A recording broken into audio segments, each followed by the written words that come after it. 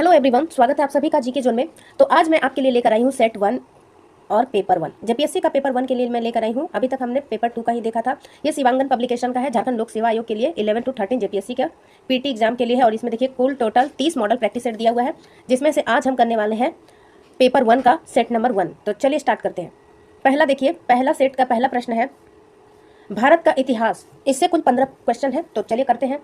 प्रश्न नंबर 1 है, सुमेलित कीजिए। एक साइड दिया हुआ है वेद दिया हुआ है, दूसरे साइड किससे रिलेटेड है। तो पहला देखिए अथर्ववेद, ऋग्वेद, यजुर्वेद और सामवेद।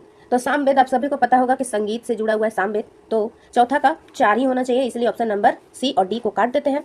दूसरा यजुर्वेद और अथर्ववेद क्या है, अथर्ववेद में जो है औषधियों से जुड़ा हुआ है, जादू टोना की बात इसमें की गई है। तो पहला का हो जाएगा 3। तो पहला का 3 ऑप्शन नंबर 1 में है, तो इसका आंसर 1 हो जाएगा। चलिए दूसरा देखते हैं। ऋग्वेद जो है, ऋग्वेद का संबंध ईश्वर की महिमा से है। यजुर्वेद में बलि के बारे में विधि की चर्चा है, यानी इसका आंसर क्या हो जाएगा, ऑप्शन नंबर ए। तो पहला देखिए सबसे पुराना वेद कौन सा है, ऋग्वेद सबसे पुराना है। और सबसे नया वेद कौन सा है, अथर्ववेद है। तो संगीत का जनक किसे बोलते हैं, सामवेद को कहते हैं। तो ये सारे जो फैक्ट थे मैंने बताए हैं आपको, इन सभी चीजों को भी गौर कीजिएगा। चलिए आगे देखते हैं। क्षणिकवाद का प्रतिपादन किसने किया। तो क्षणिकवाद का प्रतिपादन किया है गौतम बुद्ध ने।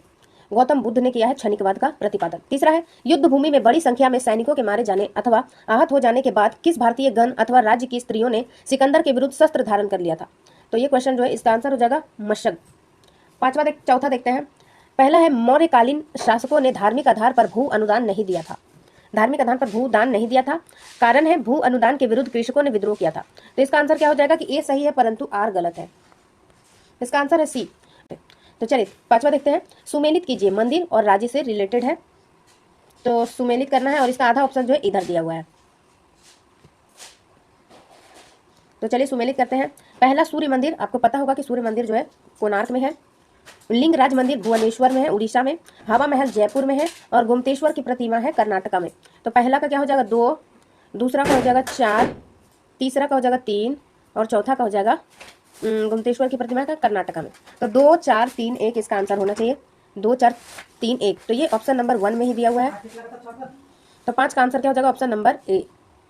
चलिए छठा देखते हैं। निम्नलिखित युद्धों में से किस एक में बाबर ने जिहाद की घोषणा की थी।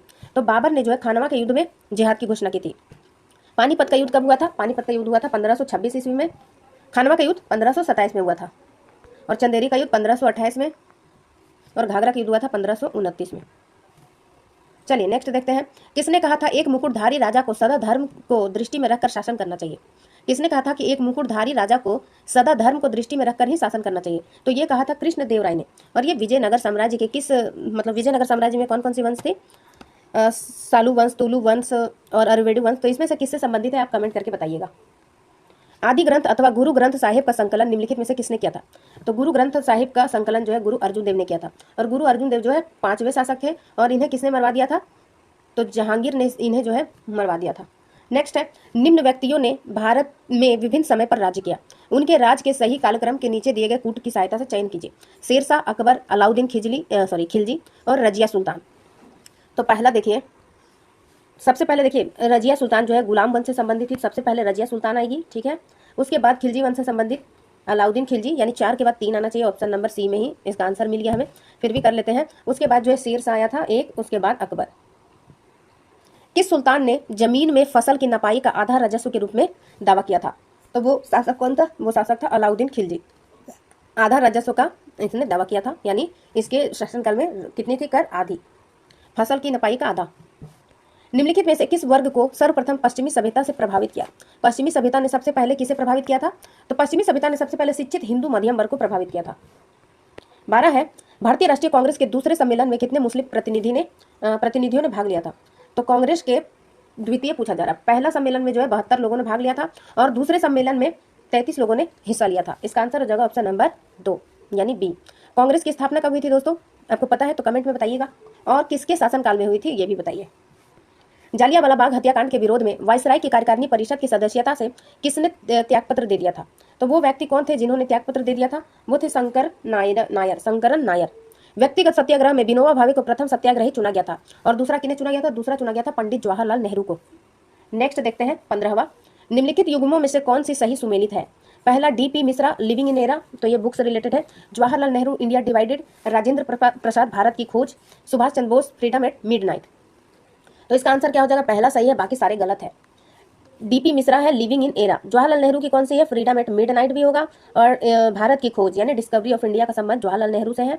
और सुभाष चंद्र बोस की एक बहुत ही इंपॉर्टेंट रचना है, वो कौन सी है, अभी मुझे याद नहीं आ रहा, बहुत ही अच्छा नाम भी है उसका।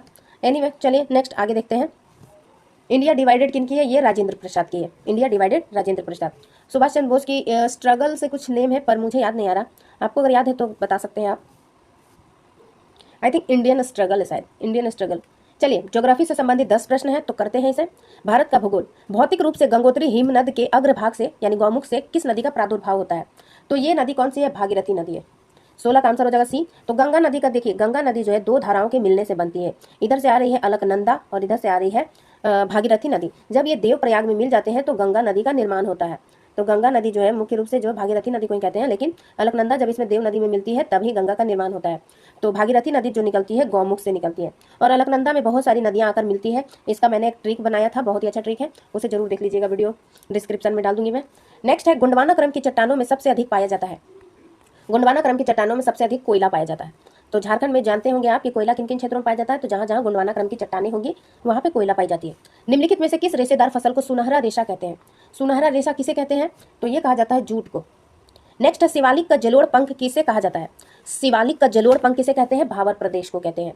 नेक्स्ट है सैंडलर चोटी किसकी सबसे ऊंची चोटी है, तो ये अंडमान निकोबार की सबसे ऊंची चोटी है सैंडलर चोटी।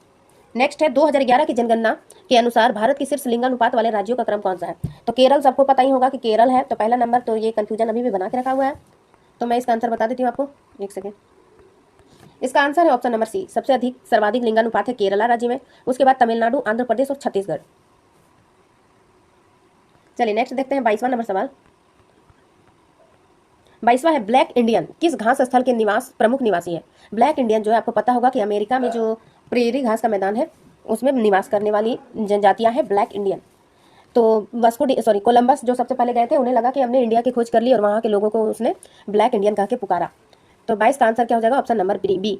प्रेरी घास का मैदान जो है आपको पता होगा कि उत्तरी अमेरिका में है, ये अमेरिका, यूएसए और कनाडा के बीच में पाया जाता है। लानोज घास का मैदान जो है वेनेजुएला में है। वेल्ड घास का मैदान दक्षिण अफ्रीका में और सवाना घास की भूमि कहाँ पे है, सवाना घास की भूमि अफ्रीका में है। चलिए आगे बढ़ते हैं। सेंटोस पत्तन को किस नाम से जाना जाता है, तो ये काफी इंपॉर्टेंट प्रश्न है, ये इसे जो है कहवा पत्तन के नाम से जाना जाता है। ये काफी बार पूछा जाने वाला प्रश्न है, सेंटोस पत्तन किसे कहते हैं, कहवा पत्तन के नाम से इसे जाना जाता है। जालीनुमा अपवाह प्रतिरूप मुख्यतः किस नदी की विशेषता है, तो जालीनुमा अपवाह प्रतिरूप जो है नर्मदा नदी की विशेषता है। भारत में निम्नलिखित में से किस प्रकार के वन सबसे अधिक क्षेत्रफल में पाए जाते हैं, तो सबसे अधिक क्षेत्रफल में कौन से वन पाए जाते हैं, तो इसका आंसर हो जाएगा उष्णकटिबंधीय पर्णपाती वन। चलिए संविधान और लोक प्रशासन एवं सुशासन से 10 प्रश्न देखते हैं हम। 26वां नंबर सवाल है सूची 1 का सूची 2 से मिलान करना है। तो पहला देखिए विकास प्रशासन, प्रशासनिक विकास, नव लोक विकास और तुलनात्मक लोक विकास, इनका संबंध किससे है ये बताना है। तो 26 का आंसर देख लेते हैं हम, ऑप्शन नंबर बी है, यानी पहला का 3 है विकास प्रशासन, एडवर्ड विडनर। दूसरा है प्रशासनिक विकास, तो FW रिक्स। नव लोक प्रशासन ये किसने दिया है, इवाइट वाल्डो। और तुलनात्मक लोक प्रशासन, तुलनात्मक लोक प्रशासन का रॉबर्ट डाल। तो पहला का हो जाएगा 3, दूसरा का हो जाएगा 4, तीसरा का हो जाएगा 1 और चौथा का हो जाएगा 2। किसने स्थिति के नेतृत्व, व्यक्तित्व के नेतृत्व और कार्य के नेतृत्व के बीच भेद किया है, किसने स्थिति के नेतृत्व, व्यक्तित्व के नेतृत्व और कार्य के नेतृत्व के बीच भेद किया है, तो वो है फॉलेट। ये प्रश्न लोक प्रशासन जो है देखिए नया चैप्टर होगा, आपने कभी पढ़ा नहीं होगा, इसलिए लोक प्रशासन के प्रश्न जो है इसे अलग से नोट कर लीजिए। 1-2 प्रश्न जो है लोक प्रशासन से जरूर आते हैं। पिछली बार पोस्ट कोर्प के बारे में आया हुआ था कि किसने दिया था पोस्ट कोर्प सिद्धांत, इसलिए जो है अलग से लिख लीजिए क्योंकि अभी पढ़ने का टाइम नहीं होगा आपके पास, लेकिन क्वेश्चन जो है माइंड में रह जाता है। 28वां नंबर देखते हैं, निम्नलिखित में से कौन सा सही ढंग से नहीं मिलाया गया है। पहला फेओल, दूसरा है गुलिक, ये भी देखिए लोक प्रशासन से संबंधित है। फेओल, गैंग प्लैंक, गुलिक विभाजनवाद का आधार, अरविंद परिभाषा का सिद्धांत और मुनि अनुशासन। तो इसका मैं सिर्फ आंसर ही बता सकती हूँ क्योंकि लोक प्रशासन मेरा भी कुछ खास नहीं है। इसका आंसर है डी, बाकी सब सही है। चलिए 29 नंबर देखते हैं, भारत में संघीय व्यवस्था के लिए किस अधिनियम में पहली बार उल्लेख किया गया था। तो भारत में संघीय व्यवस्था का उल्लेख सबसे पहले भारत सरकार अधिनियम 1935 में किया गया था। 1935 और 1919 से जुड़े हुए जितने भी हैं तथ्य उन्हें याद कर लीजिए क्योंकि इनसे क्वेश्चन पूछा जाता है। नेक्स्ट है, यदि लोकसभा में 545 सदस्य है, उसमें 5 सदस्य अनुपस्थित है, 50 सदस्य मतदान में भाग नहीं लेते हैं, तो लोकसभा में किसी विधेयक को प्रभावी बहुमत से पारित करने के लिए कितने सदस्यों की आवश्यकता होगी। तो इसका आंसर जो है मैं बता देती हूँ यूं ही, इसका आंसर डी है। संविधान में सम्मिलित नीति निर्देशक तत्व विश्व के किस देश से लिया गया है? तो संविधान में नीति निर्देशक सिद्धांत जो है आयरलैंड से लिया गया है। ब्रिटेन से क्या लिया गया है? संसदीय शासन प्रणाली। अमेरिका से हमने लिया है मौलिक अधिकार लिया है। जर्मनी से जो है आपातकाल में किस तरीके से एक्ट करना है, आपातकाल से रिलेटेड है, जर्मनी से लिया गया है। तो चलिए आगे देखते हैं। पंथ निरपेक्ष शब्द को किस संविधान संशोधन के द्वारा सम्मिलित किया गया है? पंथ निरपेक्ष शब्द जो है प्रस्तावना में 42वें संवैधानिक संशोधन के द्वारा जोड़ा गया है। कब हुआ था 42वां संवैधानिक संशोधन? 1976 में। और 42वें संविधान संशोधन को मिनी कॉन्स्टिट्यूशन भी कहा जाता है। चलिए नेक्स्ट देखते हैं। भारत में पहली बार भाषा के आधार पर कौन सा राज्य गठित हुआ था? तो भाषा के आधार पर बनने वाला पहला राज्य था आंध्र प्रदेश। नेक्स्ट है निम्नलिखित में से भारत में निम्नलिखित में से किसके अंतर्गत पंचायती राज प्रणाली की व्यवस्था की गई है? तो पंचायती राज प्रणाली जो है मौलिक अधिकार में नहीं है, मौलिक कर्तव्य में भी नहीं है, चुनाव आयोग में नहीं है। ये कहाँ पे? आर्टिकल 40 जो आप देखिएगा उसमें आपको मिलेगा। ये नीति निर्देशक सिद्धांत के अंतर्गत आता है। उसमें ग्राम पंचायत के विषय में कहा गया है, पंचायती राज का संबंध भी है ग्राम पंचायत से, तो ये आर्टिकल 40 में आपको मिलेगा। नेक्स्ट है पंचायती राज संस्थाओं में से संबंधित अशोक मेहता समिति की सिफारिश निम्नलिखित में से कौन सी है? तो पंचायती राज से संबंधित सबसे महत्वपूर्ण जो होता है जो समिति है उसमें बलवंत राय मेहता समिति और अशोक मेहता समिति, ये सभी कुछ समितियां हैं। तो पंचायती राज जो है एक इंपॉर्टेंट चैप्टर है, इसे रिवाइज जरूर कर लीजिएगा। तो चलिए पहले इसकी सिफारिशों को पढ़ते हैं हम। पहला है कि 2 स्तरीय प्रणाली का गठन। तो हाँ, पंचायती राज में अभी पता होगा कि वर्तमान समय में 3 स्तर होते हैं, लेकिन अशोक मेहता समिति ने 2 स्तर की सिफारिश की थी। दूसरा, अनुसूचित जाति और जनजाति के लिए सीटों के आरक्षण की भी बात कही थी। पंचायती राज संस्थाओं को कराधान की अनिवार्यता, पंचायती राज की गतिविधियों में राजनीतिक दलों की खुली भागीदारी, ये भी सही है। और अधिक्रमण होने पर 1 वर्ष की अवधि के अंदर चुनाव कराया जाना, ये गलत है। तो ऑप्शन इसका सी सही है। इसका आंसर क्या हो जाएगा? ऑप्शन नंबर सी। नेक्स्ट आगे देखते हैं। अब आगे है आर्थिक एवं धारणीय विकास, इससे जुड़े 10 प्रश्न। तो 36वां नंबर पहला है, भारतीय अर्थव्यवस्था के वैश्वीकरण का अर्थ क्या है? तो ग्लोबलाइजेशन जो है जेपीएससी का एक सिलेबस का हिस्सा है, इसलिए इसे जरूर देख लीजिएगा। पहला देखिए बाह्य ऋण का बढ़ना। दूसरा है भारतीय व्यापारिक इकाइयों को विदेश में स्थापित करना। तीसरा है दूसरे देशों के साथ आर्थिक संबंधों पर लगे प्रतिबंधों को यथासंभव कम करना, ये सही है। तो वैश्वीकरण क्या है कि विदेशों के साथ संबंध होना, चाहे वो सामाजिक हो, आर्थिक हो। तो हम अर्थव्यवस्था के संबंध में देख रहे हैं, तो इसका आंसर क्या हो जाएगा? दूसरे देशों के साथ आर्थिक संबंधों पर लगे प्रतिबंधों को यथासंभव कम से कम करना। नेक्स्ट, निम्नलिखित में से कौन से युग्म सही सुमेलित है? पहला है डॉव जोन्स, ये स्टॉक मार्केट से रिलेटेड है। हैंग सेंग और FTSE है। तो देखते हैं कौन सा सही है। तो ये सही है, डॉव जोन्स जो है न्यूयॉर्क से रिलेटेड है और FTSE ये लंदन से रिलेटेड है। हैंग सेंग जो है इसका संबंध किससे है? इसका संबंध है हांगकांग से। यहाँ पे शियोल दिया हुआ है, यानी दूसरा गलत है। तो इसका आंसर क्या हो जाएगा? ऑप्शन नंबर 1 और 3 सही है, यानी डी आंसर है। नेक्स्ट 38वां, भारत में मौद्रिक नीति किसके द्वारा बनाई जाती है? भारत में मौद्रिक नीति जो है RBI के द्वारा रिजर्व बैंक ऑफ इंडिया के द्वारा बनाई जाती है। तो राजकोषीय नीति जो है सरकार के द्वारा बनाई जाती है और मौद्रिक नीति जो है RBI यानी रिजर्व बैंक ऑफ इंडिया के द्वारा बनाई जाती है। नेक्स्ट है, भारत में निम्नलिखित में से कौन राजकोषीय नीति निर्धारित करता है? तो अभी मैंने बताया कि इसका जो है वित्त मंत्रालय, वैसे भारत सरकार होगा, हाँ, उसके अंतर्गत वित्त मंत्रालय जो है राजकोषीय नीति का निर्धारण करती है। नेक्स्ट है, किसी दी गई अवधि के लिए एक देश का राष्ट्रीय आय क्या है? तो राष्ट्रीय आय क्या है? नागरिकों द्वारा उत्पादित वस्तु और सेवाओं के कुल मूल्य के बराबर होती है। दूसरा है, कुल उपभोक्ता और निवेश के व्यय के योग के बराबर होती है। तीसरा है, सभी व्यक्तियों की व्यक्तिगत आय के बराबर होती है। चौथा है, उत्पादित अंतिम वस्तु और सेवाओं के मौद्रिक मूल्य के बराबर होती है। इसका आंसर जो है, आंसर है 4, उत्पादित अंतिम वस्तुओं और सेवाओं के मौद्रिक मूल्य के बराबर होती है। तो राष्ट्रीय आय क्या होती है? राष्ट्रीय आय जो है किसी भी सीमा में हो, लेकिन भारतीयों के द्वारा वो उत्पाद होना चाहिए, अंतिम वस्तु और सेवाओं का मौद्रिक मूल्य होना चाहिए, लेकिन कैसा?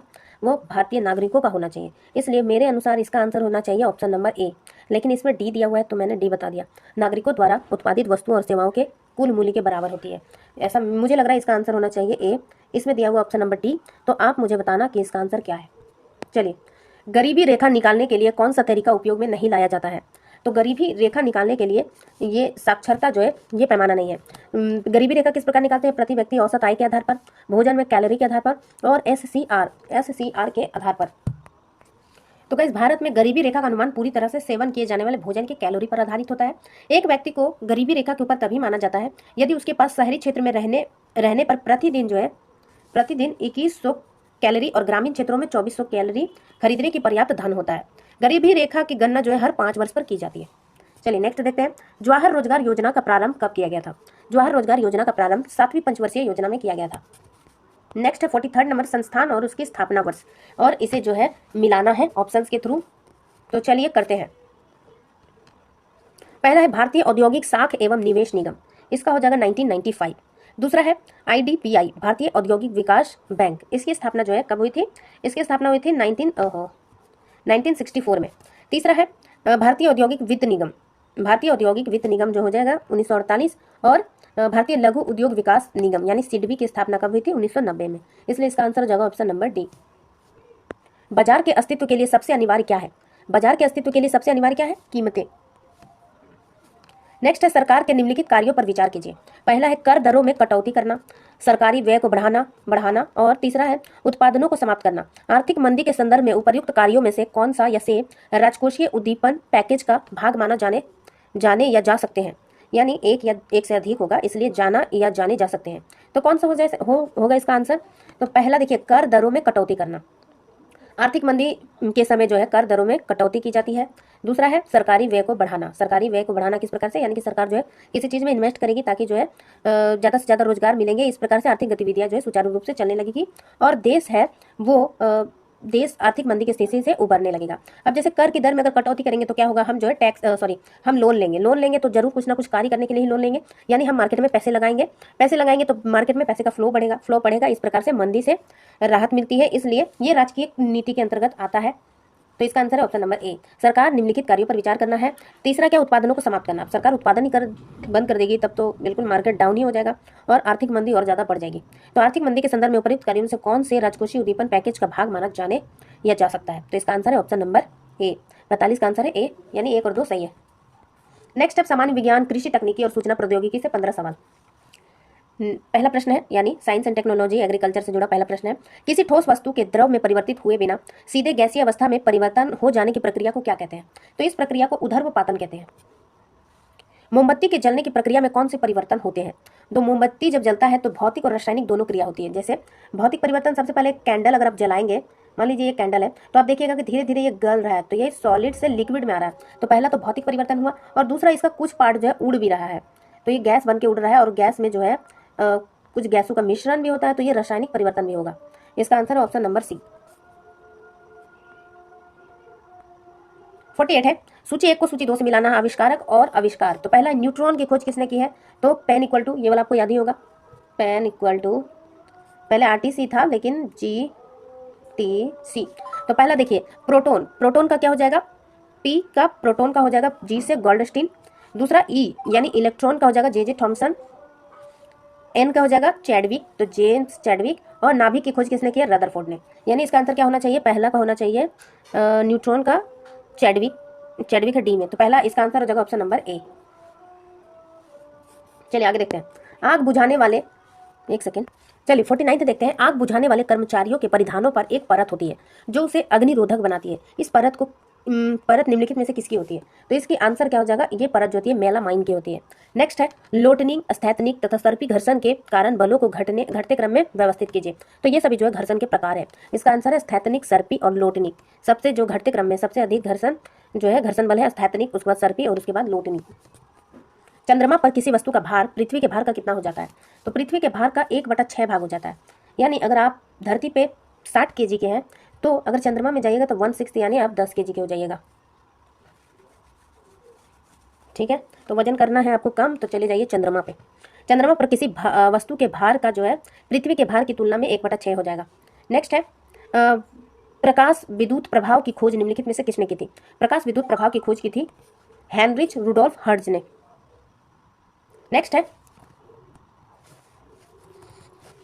है निम्नलिखित में से कौन सा दर्पण वाहनों में पश्च दृश्य के देखने के लिए लगा होता है?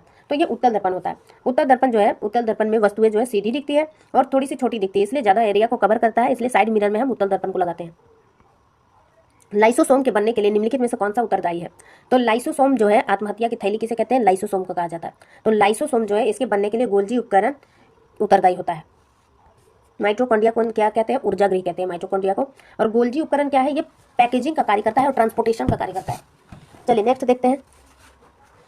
कॉड लीवर तेल में विटामिन डी अधिक मात्रा में पाया जाता है। ये कॉड लीवर तेल निम्नलिखित में से किस जीवों से प्राप्त होता है?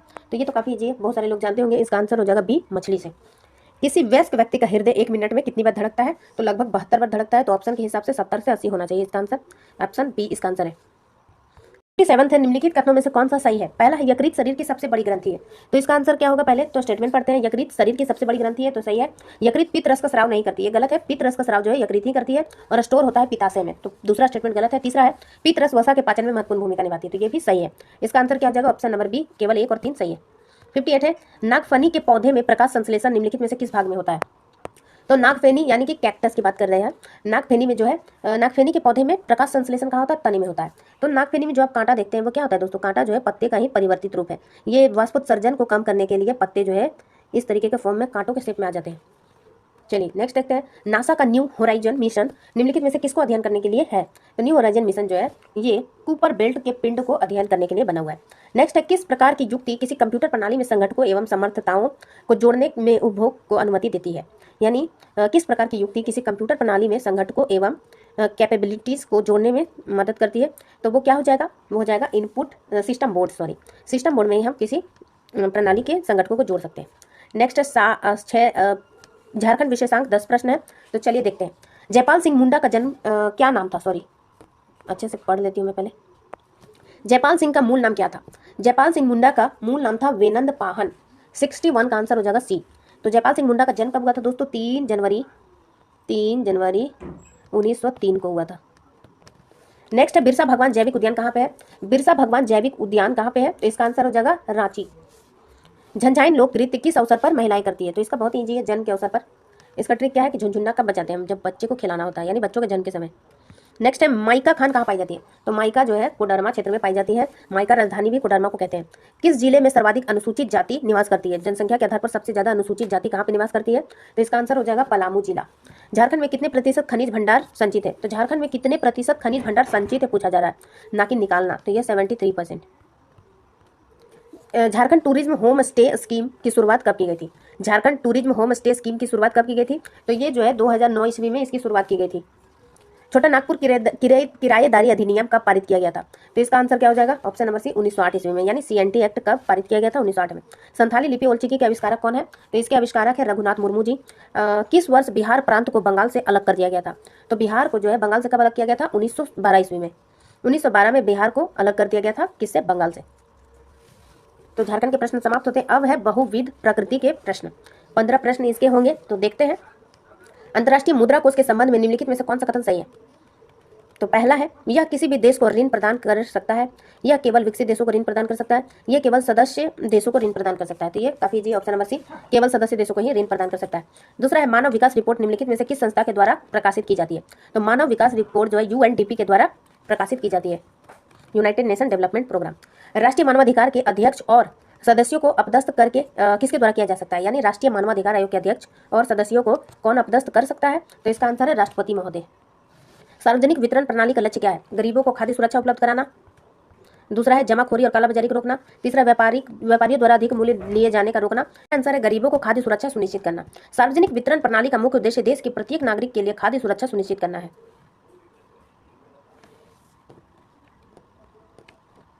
75 है, बेरोजगारी समस्या से गरीबी बढ़ती है क्योंकि? तो बेरोजगारी से गरीबी बढ़ती है, ये तो आपको पता ही होगा, क्योंकि क्या है इसका आंसर? गरीबी रेखा के नीचे रहने वाले लोगों की संख्या बढ़ जाती है। नेक्स्ट है, खिलाड़ी और खेल। खिलाड़ी और खेल को मिलान करना है, तो चलिए देखते हैं। पीवी सिंधु सबको पता है बैडमिंटन खिलाड़ी है। अभिनव बिंद्रा ये निशानेबाजी में इन्होंने गोल्ड मेडल जीता हुआ है। मैरी कॉम मुक्केबाज और कोलेरू हम्पी जो है ये शतरंज खिलाड़ी है। तो क्या हो जाएगा आंसर? पहला का हो जाएगा 2, दूसरा का हो जाएगा 4, तीसरा का 1 और चौथा का 3। तो इसका आंसर हो जाएगा ऑप्शन नंबर बी। 76 का आंसर हो जाएगा, सॉरी सी हो जाएगा ना। तीसरा का सी, अभिनव बिंद्रा निशानेबाज है, तो सी ना होना चाहिए, option number C. Shiv Thapa किस खेल से संबंधित है? शिव थापा जो है मुक्केबाजी से संबंधित है। भारत के निम्नलिखित क्षेत्रों में से कौन से जैव विविधता की दृष्टि से उत्तेजनशील स्थल है, यानी हॉटस्पॉट है? तो पहला देखिए, पूर्वी हिमालय नहीं, पश्चिमी घाट। जी हाँ, पश्चिमी घाट है, और पश्चिमी घाट और पूर्वी हिमालय इसका हो जाएगा। तो आंसर क्या हो जाएगा? ऑप्शन नंबर 1 और 3 की तरह बी में है। तो 78 का आंसर हो जाएगा बी। नेक्स्ट है, सम्मिलित कीजिए कान्हा राष्ट्रीय उद्यान, बांधवगढ़ राष्ट्रीय उद्यान, माधव राष्ट्रीय उद्यान और इंद्रावती राष्ट्रीय उद्यान। तो चलिए मिलान करते हैं। राज्य नहीं दिया हुआ है, बल्कि कौन से स्थान पे वो दिया हुआ है। तो कान्हा राष्ट्रीय उद्यान कहाँ पे है? तो जिला तो मुझे भी याद नहीं है, तो चलिए मिलाते हैं। बांधवगढ़ राष्ट्रीय उद्यान, इसका जो आंसर मुझे राज्य याद है, जिला नहीं याद है, इसलिए देखकर बता देती हूँ मैं। इसका आंसर बी, कान्हा राष्ट्रीय उद्यान मंडला में है। दूसरा है बांधवगढ़ राष्ट्रीय उद्यान, ये हो जाएगा शहडोल जिला। माधव राष्ट्रीय उद्यान हो जाएगा शिवपुरी में, और इंद्रावती राष्ट्रीय उद्यान हो जाएगा बस्ता में। चलिए आगे देखते हैं। इनमें से भारत में किस राज्य में बाढ़ सबसे अधिक आती है? तो इसका आंसर है बिहार। भारत में बिहार जो है सबसे अधिक बाढ़ से प्रभावित राज्य है, जिसमें 76% आबादी ऐसी जगह रहती है जहां बाढ़ का पानी कभी भी तबाही मचा सकता है। ठीक है, चलिए आगे बढ़ते हैं। नागरिक पंजीकरण प्रणाली के अंतर्गत कितने दिनों के भीतर जन्म एवं मृत्यु की घटना को भारत में रजिस्ट्रेशन कराना कानूनी रूप से अनिवार्य कर दिया गया है? इसका आंसर हो जाएगा ऑप्शन नंबर बी, 21 दिन। नगरीकरण गलियारे संबंधित है, तो नगरीकरण गलियारे किससे संबंधित है? नगरीय क्रियाकलापों को विस्तार देने से। नेक्स्ट है, विज्ञान और प्रौद्योगिकी के क्षेत्र में उत्कृष्ट सेवाओं के लिए भारत में वैज्ञानिक और औद्योगिक अनुसंधान परिषद द्वारा निम्नलिखित में से कौन सा पुरस्कार दिया जाता है? तो इसका आंसर हो जाएगा शांति स्वरूप भटनागर पुरस्कार। नेक्स्ट है, निम्नलिखित में से किसे बुकर पुरस्कार नहीं मिला है? विक्रम सेठ, सलमान रुश्दी, वी.एस. नैपॉल या अरुंधति रॉय? इसका आंसर हो जाएगा विक्रम सेठ। यूरोपीय आर्थिक समुदाय का मुख्यालय कहाँ है? यूरोपीय आर्थिक समुदाय का मुख्यालय है ब्रुसेल्स में। ब्रुसेल्स किसकी राजधानी है? बेल्जियम की राजधानी है। नेक्स्ट, राष्ट्रीय और अंतर्राष्ट्रीय समसामयिक घटनाएं यानी करंट अफेयर। पहला 86, हाल ही में किस खिलाड़ी को वर्ष 2023 के बैलन डी ओर अवार्ड से सम्मानित किया गया? तो बैलन डी ओर का संबंध किससे? फुटबॉल से है। इसे किसे मिला? लियोनेल मेसी को मिला है। ब्रिटिश एंड्योरेंस चैंपियनशिप में भाग लेने वाली पहली महिला भारतीय कार रेसर कौन बन गई है? तो 87 का आंसर हो जाएगा बी, हुमैरा मुश्ताक। हाल ही में केंद्रीय मंत्री सर्बानंद सोनोवाल द्वारा मुंबई में पहला अंतर्राष्ट्रीय क्रूज लाइन लॉन्च किया गया। इस क्रूज लाइनर का क्या नाम है? तो इस क्रूज लाइनर का नाम है कोस्टा सेनेना। कोस्टा सेनेना। 89 है, हाल ही में किस देश ने दुनिया की पहली passenger carrying flying taxi EHang's EH216S को मंजूरी दी है? इसका आंसर है चीन। नेक्स्ट है, सतर्कता जागरूकता सप्ताह 2023 की थीम क्या है? सतर्कता जागरूकता सप्ताह की थीम है भ्रष्टाचार का विरोध करें, राष्ट्र के प्रति समर्पित रहे। भ्रष्टाचार का विरोध करें और राष्ट्र के प्रति समर्पित रहे। नेक्स्ट है, हाल ही में कॉलिंस डिस्कवरी ने वर्ड ऑफ द ईयर 2023 किसे चुना है? वर्ड ऑफ द ईयर किसे चुना है? आर्टिफिशियल इंटेलिजेंस यानी AI को वर्ड ऑफ द ईयर चुना है। वनडे विश्व कप इतिहास में वनडे विश्व कप में भारत की ओर से सबसे ज्यादा विकेट लेने वाला गेंदबाज हाल ही में कौन बना है? इसका आंसर हो जाएगा मोहम्मद शमी। 93 है, रोसाटॉम कंपनी द्वारा किस देश में दुनिया का सबसे ऊंचा परमाणु रिएक्टर अनुसंधान स्थापित किया गया है? तो इसका आंसर है बोलीविया। कंपनी कौन सी है? रोसाटॉम कंपनी द्वारा बोलीविया में दुनिया का सबसे ऊंचा परमाणु रिएक्टर अनुसंधान स्थापित किया गया है। नेक्स्ट है, हाल ही में अपने सभी जिलों में हॉल मार्किंग केंद्र स्थापित करने वाला पहला राज्य कौन बन गया है? इसका आंसर है केरल। आयुर्वेद में नवाचार अनुसंधान को बढ़ावा देने के लिए किस मंत्रालय के तहत केंद्रीय आयुर्वेद विज्ञान अनुसंधान परिषद ने आयुर्वेद ज्ञान नैपुण्य पहल अग्नि का शुरुआत किया है? तो 95 का आंसर हो जाएगा आयुष मंत्रालय, ऑप्शन नंबर डी। हाल ही में हुई नियुक्तियों के संबंध में कौन सा सुमेलित है? पहला, नीदरलैंड के प्रधानमंत्री, लाइबेरिया का राष्ट्रपति, ऑस्ट्रेलिया का राष्ट्रपति। तो आंसर मैं बता देती हूँ, ऑप्शन नंबर डी है, यानी सभी सही है। 97 है, राष्ट्रपति द्रौपदी मुर्मू ने किस राज्य में ब्रह्म कुमारीज द्वारा आयोजित राष्ट्रीय शिक्षा अभियान नए भारत के लिए नई शिक्षा का शुभारंभ किया? तो इसका आंसर हो जाएगा उड़ीसा। राष्ट्रपति द्रौपदी मुर्मू ने उड़ीसा में ब्रह्म कुमारीज द्वारा आयोजित राष्ट्रीय शिक्षा अभियान नए भारत के लिए नई शिक्षा का शुभारंभ किया। नेक्स्ट है, निम्नलिखित में से किसे वर्ष 2024 के लिए संयुक्त राष्ट्र लेखा परीक्षक पैनल का उपाध्यक्ष नियुक्त किया गया है? तो इसका आंसर है ऑप्शन नंबर सी, गिरीश चंद्र मुर्मू। हाल ही में 2024 के लिए संयुक्त राष्ट्र लेखा परीक्षक पैनल का उपाध्यक्ष किसे नियुक्त किया गया है? गिरीश चंद्र मुर्मू को। नेक्स्ट है, हाल ही में सौरभ गांगुली को किस राज्य का ब्रांड एम्बेसडर घोषित किया गया है? तो सौरभ गांगुली को पश्चिम बंगाल का ब्रांड एम्बेसडर घोषित किया गया है। 54वें अंतर्राष्ट्रीय भारतीय फिल्म महोत्सव 2023 का आयोजन किस राज्य में किया गया था? इसका आंसर हो जाएगा गोवा।